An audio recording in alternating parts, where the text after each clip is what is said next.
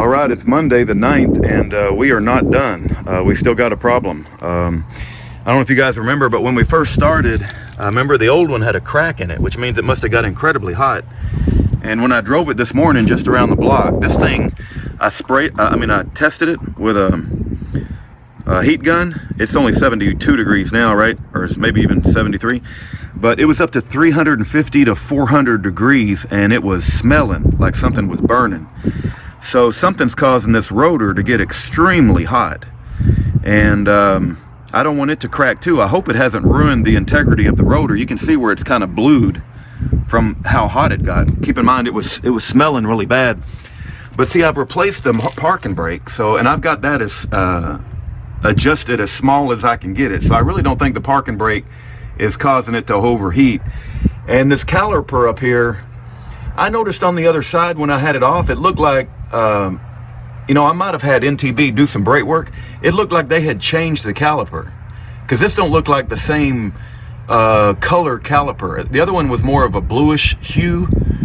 It just looked different altogether. So I'm gonna replace the whole caliper, the whole bracket and the whole caliper kit, and put these pads in the new caliper.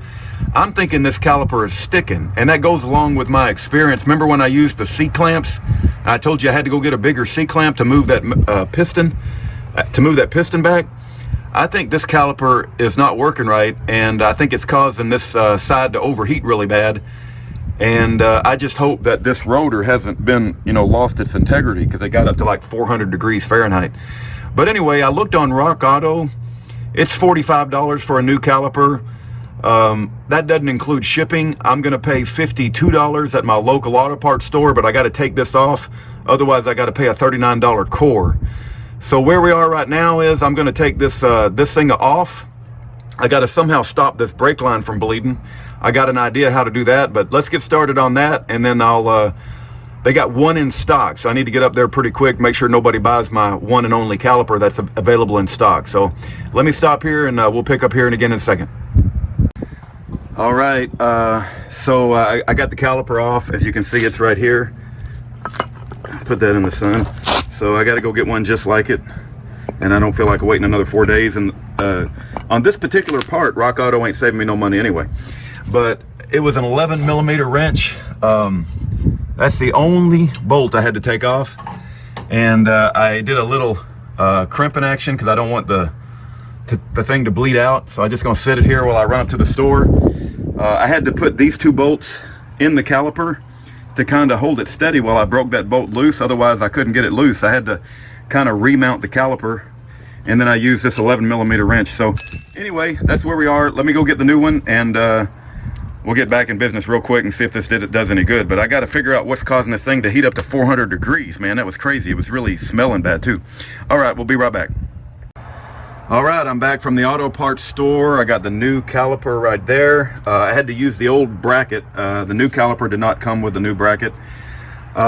He did mention, he asked me how I blocked off the brake line. I told him I used a pair of vice grips. He said that I should have stuck a golf tee in the hole up here rather than did this. But you know, you live and learn, and I hope it didn't like collapse the brake line. I've seen other people do that, and it's not been a problem, so we'll keep that in mind. But I don't expect a problem, but next time I will use a golf tee if I can find a golf tee. So anyway, as you can see right here, the caliper, this right here just fits right on. There's nothing special about it. It's got two boots that came, as you can see, these come right off, and I won't take them off now, but that just slides right over these guide pins. I'm gonna put some brake grease on these guide pins, and these bolts I'll tighten up. And this is the 10mm bleed brake. I had to use the rubber grommet from the old one. It did not come with a new rubber grommet. And then this they call the banjo bolt, and that's how the brake line connects to the whole caliper. And I got two washers. I don't know what these washers are for, to be honest with you. I don't know if they go here. I got two of them. I don't know what I'm gonna do with those, but any event, I'm gonna put all this together. I'm gonna reattach the brake line. We'll put the pads back in, put it back on the rotor. We'll drive it around the block, and we'll shoot it with a temperature gun, and hopefully it don't get up to 400 degrees like it did before. Also I got a little packet of thread locker. Since these bolts, the thread locker is gone now, so I need to put thread locker back on the bolts. So that's where we stand. Give me some time and we'll put all this back together and we'll run a test. All right, we got the new caliper on there using the old bracket. This is called a banjo nut, and this connects your brake line into the caliper. Initially I put this on 180 degrees wrong, and don't ever do that. Put it on right. You know, test it before you tighten it up, because I could not figure out how to get this caliper on this wheel for a while there.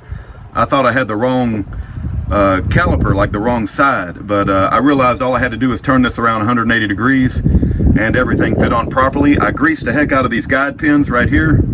One down here, there's a guide pin. I put grease all on that, brake grease, high temperature. And then I've used a thread locker, also known as Loctite, on the on this bolt and that bolt down there. So I got thread locker on both those bolts, and everything's back together. At this point, I just gotta do the bleeding of the brakes, which I need to help my wife to help me with. So I'm gonna bleed the brakes, and we're gonna drive around the block, and I'm gonna shoot this thing with a gun, a heat gun, temperature gun, and we're gonna see if it heats up. But I got real high hopes that it's gonna work this time. All right, I just drove around the block, got it up to 50 miles per hour. Last time I did this, I smelled a burning smell. Let's stop the truck. And remember last time I did this, the rear rotor on the driver's side was 400 degrees, and the other rotors were only 150 degrees. So we're gonna shoot this rotor right here. Before I took off, I measured it, it was 89 degrees, so let's shoot it. 140 degrees, that's not bad. That's much better than like 350, 400 degrees. Yeah, that's good. That's within, is that Fahrenheit? Yeah, that's Fahrenheit. That's not bad at all. Let's go shoot the other rotors as a comparison. See, my rotor, I don't smell no burning smell anymore either. I think we had a sticking caliper. So, yeah, this one's even hot. Well, no, 140, that's all right. Yeah, we're in the shade over here anyway. Yeah, you see that? 140. Let's see what the front is, just for giggles. The front is near 200. That's kind of hot, isn't it? But it ain't nothing like 350, 400. I don't smell no burning smell, and I hadn't had any indication the front's got a problem. Let's see if this one's 200. Maybe the front just does harder work. I don't know.